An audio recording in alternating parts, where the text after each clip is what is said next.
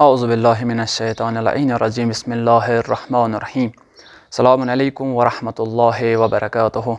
bake लट तोह अजीज़न हंदिस खिदमतस मज बे क्या तज़क्कुरात है इत कन जन माजरत खा कि वक्त वारिया कम मिलान तोह सतन हेकान वारियास टाइमस डिस्कस करित कहीं गुफ्तगू करित कहीं तो वारिया ज़्यादा कथ छुन हेकान तोह ताम वातनवित कहीं तम पत्ते पन फर्ज समझित इंशाअल्लाह कोशिश आसो करान कमी कह लहज तोह सत आसो इंशाअल्लाह ज़रूर गुफ्तगू करान तो अजकिस या दरसस मज यम जन कह कथ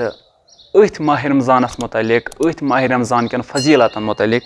अगर माह रमज़ान फजीलत रोज़ो वनान वनान वनान यम हेकन ख़त्म गथित कहें तन बल्कि रमज़ान फजीलत यीत्या क्या यथ खुदाय पान तारीफ कर तथ क्या कर मे हूँ अदना शख्स तारीफ हाँ लिजा अमे रमज़ान फज़ाइल बयान कर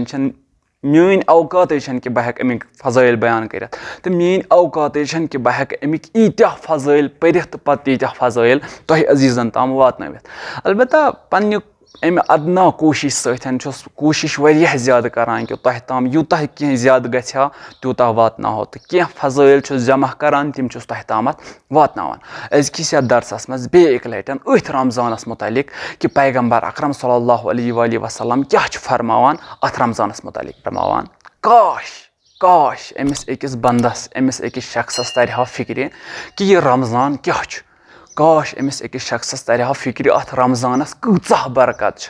काश अमिस अकिस इंसानस तरहा फिक्र यह रमज़ान कूताह ज़रूरी काश अमिस अकिस शख्सस तरहा फिक्र अथ कूत्याह फ़वाइद आज लिहाज दुनियावी तो आज लिहाज उखरवी काश अमिस यम चीज़ पता लगान यह इंसान दपहा काश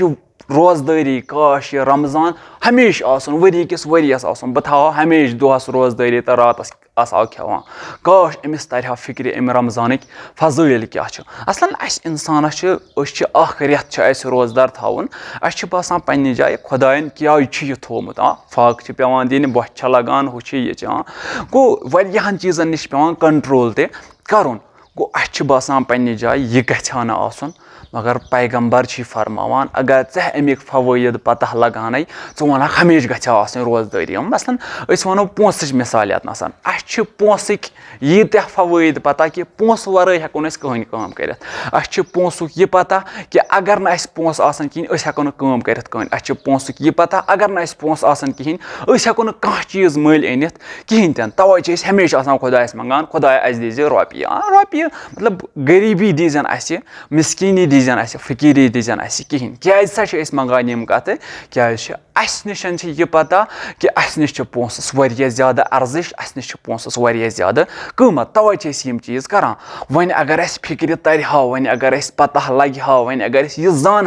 कि यथ रमज़ानस कूत्साह फ़ायदे यथ रमज़ानस कूताह अर्जिश कूताह कीमत